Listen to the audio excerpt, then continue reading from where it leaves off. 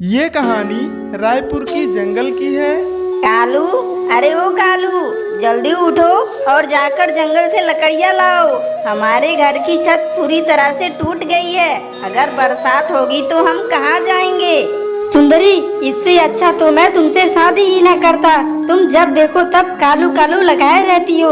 अरे मेरा सोना तो तुमसे बर्दाश्त ही नहीं होता।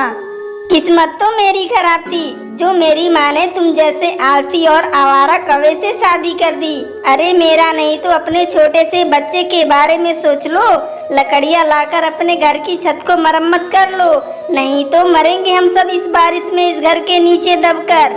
फिर कालू कौवा अपनी पत्नी से कुल्हाड़ी लेकर चला जाता है। वो रास्ते में सोचता है कि रानो चिड़िया को अपने साथ ले जाए, क्योंकि उसे पता नहीं था कि जंगल में सूखी लकड़ियाँ कहाँ मिलेंगी। इसलिए वो रानो चिड़िया के पास आता है।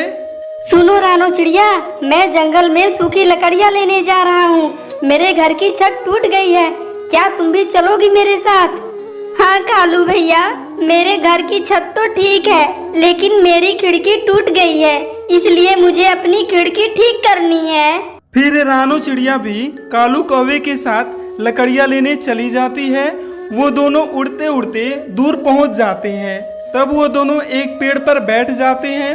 वहाँ एक घना जंगल था, लेकिन उसमें सारे पेड़ हरे भरे थे। करीब में कोई भी सूखा पेड़ नहीं था। रानो चिड़िया, मैं तो थक गया, लेकिन अभी तक कोई भी सूखा पेड़ नहीं मिला। कालू भैया, हम पहाड़ों पर चलते हैं। मुझे पूरा विश्वास है कि हमें पहाड़ों पर कोई न कोई सूखा पेड़ जरूर मिल जाएगा। तभी कालू कौवे की नजर सामने एक विशाल पेड़ पर जाती है। रानो चिड़िया, वो सामने वाला सेब का पेड़ तो बहुत बड़ा है। मैं तो उसी पेड़ से लकड़ियाँ काटने जा रहा हूँ। मगर कालू भैया, वो सेब का पेड़ तो हरा भरा है और हम पक्षी हरा भरा पेड़ को काटकर अपना घर नहीं बनाया करते, इसलिए आप उस पेड़ को भूल जाओ। तुम ढूंढो सूखा पेड़, मैं तो उसी को काटने जा रहा हूँ। ये कहकर कालू कौवा अपनी कुल्हाड़ी लेकर उस पेड़ को काटने के लिए उसकी तरफ जाता है। रुको रुको कौवे, तुम मुझे नहीं काट सकते, क्योंकि मैं एक साधारण पेड़ नहीं हूँ, बल्कि मुझमें कई सारी जादुई शक्तियाँ हैं। पेड़ को बोलता देखकर रानो चिड़िया भी वहाँ आ जाती है। क्या आप एक जादुई सेब का पेड़ हो? हाँ, आप दोनों को जिस चीज की जरूरत है आप मुझसे मांग सकते हो, मैं तुम्हें दे दूंगा। अगर मैं जिंदा रहूंगा तो मुसीबत में सबकी मदद करूंगा, लेकिन अगर आप दोनों मुझे काट दोगे तो मेरी शक्तियाँ भी खत्म हो जाएंगी। कालू भैया, हम इस जादुई सेब के पेड़ से सूखी लकड़ियाँ ही मांग लेते हैं, जिससे हमें सूखी लकड़ियाँ लेने पहाड़ों पर नहीं जाना पड़ेगा। हाँ रानो चिड़िया, तुम एकदम ठीक कहती हो। सुनिए पेड़ जी, हम सुबह से सूखी लकड़ियाँ ढूंढ रहे हैं, आप हमें कुछ सूखी लकड़ियाँ दे दो। फिर वो जादुई सेब का पेड़ अपनी शक्ति से उन्हें सूखी लकड़ियाँ दे देता है। पेड़ जी, आपका बहुत बहुत धन्यवाद जो आपने हमारी इतनी मदद की। फिर कालू कौवा और रानो चिड़िया अपनी अपनी लकड़ियाँ लेके अपने अपने घर चले जाते हैं। घर आकर कालू कौवा अपनी पत्नी सुंदरी को सारी बात बताता है कि कैसे उस जादुई शक्ति वाले सेब के पेड़ ने उन दोनों की लकड़ियाँ दी। सुंदरी, तुम्हें पता है, उस पेड़ ने हमें ये भी बताया कि वो ऐसे ही सभी पक्षियों की मदद करता है। अरे कालू जी, वो चिड़िया तो पागल ही है और तुम तो उससे भी बड़े पागल निकले, और तुम उस पेड़ से लकड़ियाँ मांगने की बजाय एक नया घर ही मांग लेते। हाँ सुंदरी, बात तो तुम्हारी ठीक है, मगर उस रानो चिड़िया ने तो मेरी मति ही मार दी। मेरे दिमाग में ये ख्याल आया ही नहीं। लेकिन सुंदरी, अब हम क्या करें? कालू जी, करना क्या है, तुम चलो मेरे साथ, हम वहीं चलते हैं और उस पेड़ से अपने लिए एक नया घर मांग लेते हैं। सुनो जग्गू बेटा, तुम घर में ही रहना, मैं और तुम्हारे पापा अभी थोड़ी देर में वापस आते हैं। ये कालू कौवा फिर से कुल्हाड़ी लेकर मेरे तरफ क्यों आ रहा है? इसकी जरूरत तो मैंने थोड़ी देर पहले ही पूरी कर दी थी, अब क्यों आ रहा है ये फिर से? कालू और सुंदरी उस पेड़ के पास आ जाते हैं। कौवे, क्या हुआ? क्या तुम्हें मेरी लकड़ियाँ नहीं पसंद आई? जो तुम दोबारा मेरे पास आए हो? अरे पेड़ जी, मेरा पति तो पागल है जो आपसे सूखी लकड़ियाँ ले गया।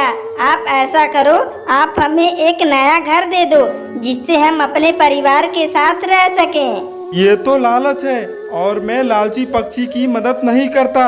आपकी जो जरूरत थी मैंने वो जरूरत पूरी कर दी, अब और नहीं। सुंदरी, ये पेड़ ऐसे नहीं मानेगा, तुम्हें इसके ऊपर कुल्हाड़ी चलानी ही पड़ेगी तभी मानेगा ये।